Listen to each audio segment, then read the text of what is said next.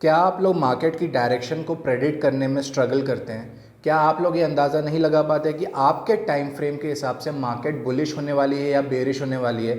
अगर आपको ऐसा प्रॉब्लम आती है तो एक अलग स्टाइल ऑफ ट्रेडिंग होती है, उसे नॉन डायरेक्शनल ट्रेडिंग कहते हैं और उसके बारे में आइए आज सीखते हैं।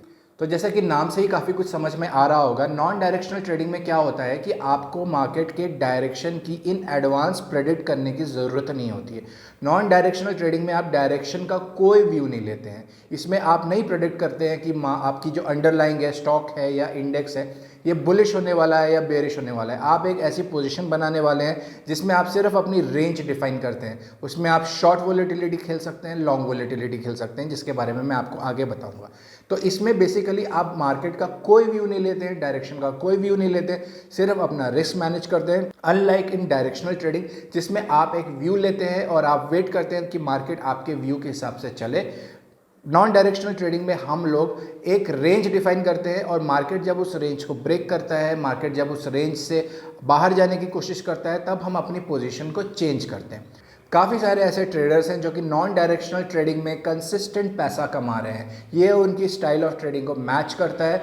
मार्केट आजकल इतनी वोलेटाइल और इतनी इरेशनल हो गई है कि कोई भी सॉलिड व्यू लेना मार्केट की डायरेक्शन का बड़ा डिफिकल्ट है। And with all the geopolitical tension जो आजकल चल रही है बिटवीन रशिया एंड यूक्रेन, जिसमें ओवरनाइट न्यूज़ के बाद मार्केट अपनी डायरेक्शन बिल्कुल ही पलट देती है, trading in a directional environment has become very difficult. तो ये जो नॉन डायरेक्शनल ट्रेडिंग है, इससे काफ़ी सारे ट्रेडर्स कंसिस्टेंट पैसा बना रहे हैं मार्केट से। तो आइए इसको हम लोग थोड़ा डिटेल में समझते हैं कि नॉन डायरेक्शनल ट्रेडिंग होती क्या है। नॉन डायरेक्शनल ट्रेडिंग, जैसा कि मैंने पहले कहा, आपको डायरेक्शनल व्यू लेने की ज़रूरत नहीं होती है। इसमें आपको ऑप्शंस ट्रेडिंग को यूज़ करके एक पर्टिकुलर पोजीशन लेनी होती है, डिपेंडिंग कि आप क्या एक्सपेक्ट कर रहे हैं कि मार्केट रेंज में रहेगा या रेंज को तोड़ के जाएगा।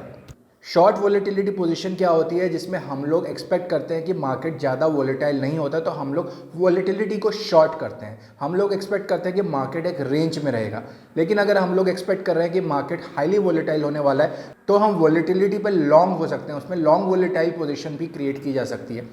तो आइए मैं आपको शॉर्ट वोलेटिलिटी पोजीशंस और लॉन्ग वोलेटिलिटी पोजीशंस दोनों के बारे में बताता हूँ। इसमें हम लोग स्ट्रैडल और स्ट्रैंगल का इस्तेमाल करके अपनी पोजीशन और पे ऑफ ग्राफ देखेंगे ऑप्स्ट्रा में।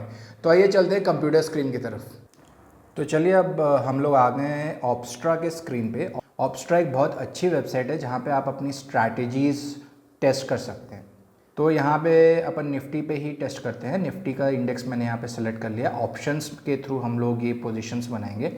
तो एक्सपायरी हम लोग मार्च मंथली एक्सपायरी लेते हैं, समझने में आसानी होगी। तो यहाँ पे हम लोग पहले जो है एक स्ट्रैंगल से शुरुआत करते हैं।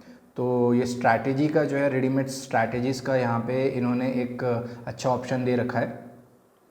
तो अभी मार्केट जो है 17,200 पे है, तो मैं 500 पॉइंट नीचे की और 500 पॉइंट ऊपर की कॉल और पुट को शॉर्ट करता हूँ। पहले शॉर्ट वोलेटिलिटी पोजीशन समझ रहे हैं। तो अगर 17,300 पे है मार्केट, तो 17,800 की कॉल पकड़ लेते हैं अपन।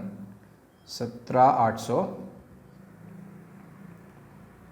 और नीचे की तरफ हो गया आपका 16,800।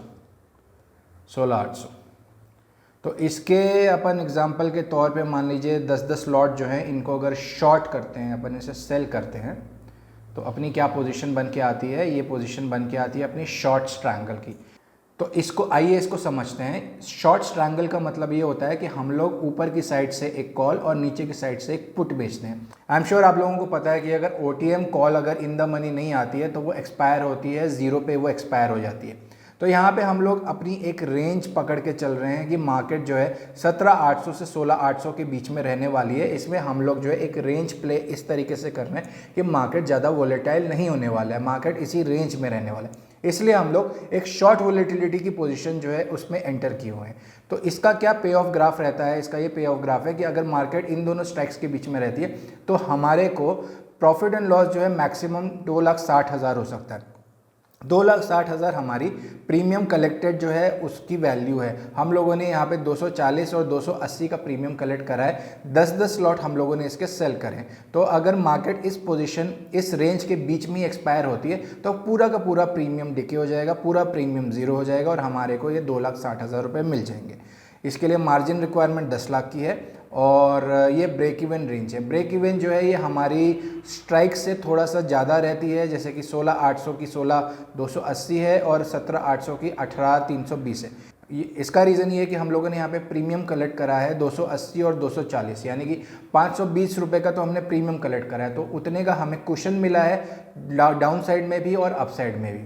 तो ये हो गए शॉर्ट ट्रायंगल की पोजीशन, जिसमें हमारा व्यू है शॉर्ट वॉलेटिलिटी का। हम लोग प्रेडिक्ट कर रहे हैं कि मार्केट इसी रेंज में रहे। लेकिन मान लीजिए हम लोगों का व्यू है कि मार्केट सुपर वोलेटाइल होने वाली है, बहुत जियोपॉलिटिकल टेंशन्स हैं, काफ़ी कोविड केसेस बढ़ रहे हैं, मार्केट बहुत ज़्यादा वोलेटाइल है और अभी या तो बहुत नीचे जाने वाली है या बहुत ऊपर जाने वाली है, बट कहाँ जाने वाली है हमें नहीं पता। तो हम लोग इसमें लॉन्ग वोलेटिलिटी की भी पोजीशन बना सकते हैं। तो आइए देखते हैं वो पोजीशन कैसे बनाते हैं। उसमें हमें कुछ नहीं करना है, सिर्फ और सिर्फ ये जो शॉर्ट स्ट्राइक्स हैं इनको हम लोगों को लॉन्ग में कन्वर्ट कर देना है। तो यहाँ पे एक ऑप्शन आता है फ्लिप पोजीशन का, तो मैंने उसे दबा दिया है, तो यहाँ पे जो माइनस था वो प्लस हो गया है। मैं पुट साइड को भी प्लस में कर देता हूँ कन्वर्ट। तो ये देखिए अभी हमारा जो पोजीशन है वो बिल्कुल शॉर्ट वोलेटिलिटी से लॉन्ग वोलेटिलिटी में चला गया है, और लॉन्ग वोलेटिलिटी में चला गया है इसका मतलब ये है कि मार्केट अगर ज़्यादा वोलेटाइल होगा तो हमें प्रॉफिट होगा। अगर मार्केट ज़्यादा वोलेटाइल होगा, एक बड़ा मूव नीचे की तरफ देगा, तो हमारे को यहाँ पे फ़ायदा होना शुरू हो जाएगा।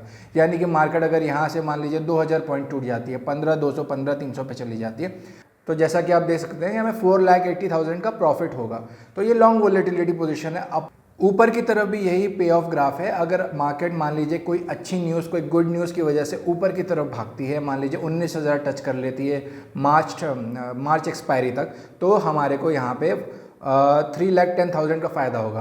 तो जैसा कि आपने देखा, हमें इसमें मार्केट की डायरेक्शन प्रेडिक्ट करने की ज़रूरत नहीं कि मार्केट ऊपर जाएगी या नीचे जाएगी। हमें सिर्फ और सिर्फ ये प्रेडिक्ट करना है कि मार्केट जो है एक रेंज में रहेगी या नहीं रहेगी। अगर हमारा व्यू है कि मार्केट वोलेटाइल नहीं है, वो एक रेंज में रहने वाली है, तो हम लोग शॉर्ट वोलेटिलिटी की पोजीशन बनाएंगे, शॉर्ट ट्रायंगल बनाएंगे। और अगर हमारा व्यू है कि मार्केट एक बड़ा वोलेटाइल मूव देने वाली है, तो हम लोग एक लॉन्ग वोलेटिलिटी की पोजीशन बना सकते हैं, उसको लॉन्ग ट्रायंगल कहते हैं।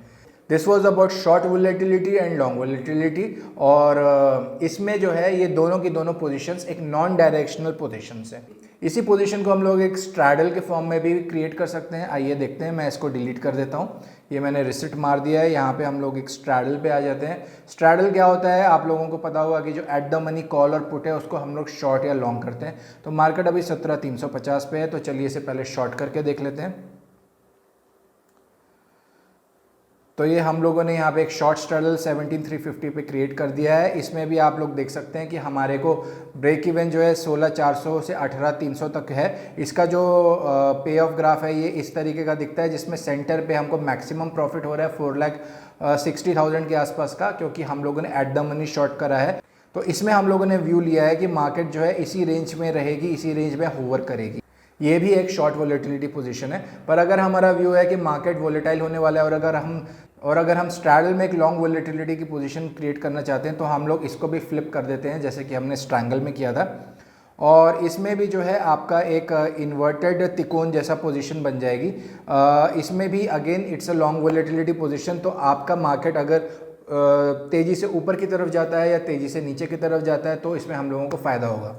तो this is all about non directional strategy. इसमें आप लोग कंसिस्टेंट प्रॉफिट कमा सकते हैं अगर आपको रेंज और मार्केट की वोलेटिलिटी के बारे में जानकारी है। कई लोग मोमेंटम और डायरेक्शन को काफ़ी अच्छी तरीके से टेक्निकल चार्ट्स और इंडिकेटर्स देख के पकड़ सकते हैं, लेकिन जो लोग नहीं पकड़ सकते, जो लोग एक रेंज के बारे में ज़्यादा समझते हैं कि मार्केट इस रेंज के ऊपर नहीं जाएगी, जैसे कि अगले एक्सपायरी तक या अगले महीने तक मार्केट जो है 18,000 ब्रेक नहीं करेगी या फिर नीचे की तरफ 16,000 ब्रेक नहीं करेगी, तो इस तरीके के शॉर्ट वोलेटिलिटी पोजीशन क्रिएट करके वो लोग एक पे ऑफ ग्राफ के हिसाब से एक अच्छा प्रॉफिट बुक कर सकते हैं, कंसिस्टेंट बेसिस पे बुक कर सकते हैं। अगर लोग एक्सपेक्ट करते हैं कि मार्केट में कुछ बड़ा होने वाला है, क्योंकि कंसोलिडेशन काफ़ी दिनों से चल रहा है, पर उन्हें ये नहीं पता कि अगर ब्रेकआउट होगा तो ऊपर की तरफ होगा या नीचे की तरफ होगा, तो लॉन्ग वोलेटिलिटी पोजीशन क्रिएट करके भी वो लोग प्रॉफिट कमा सकते हैं। So that is all about non directional trading.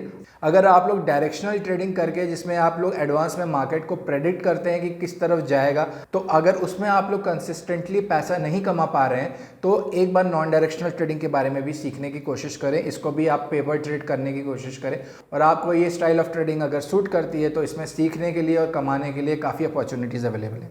So I hope ये वीडियो आपको पसंद आया। Please hit like and subscribe for motivation. Thank you so much.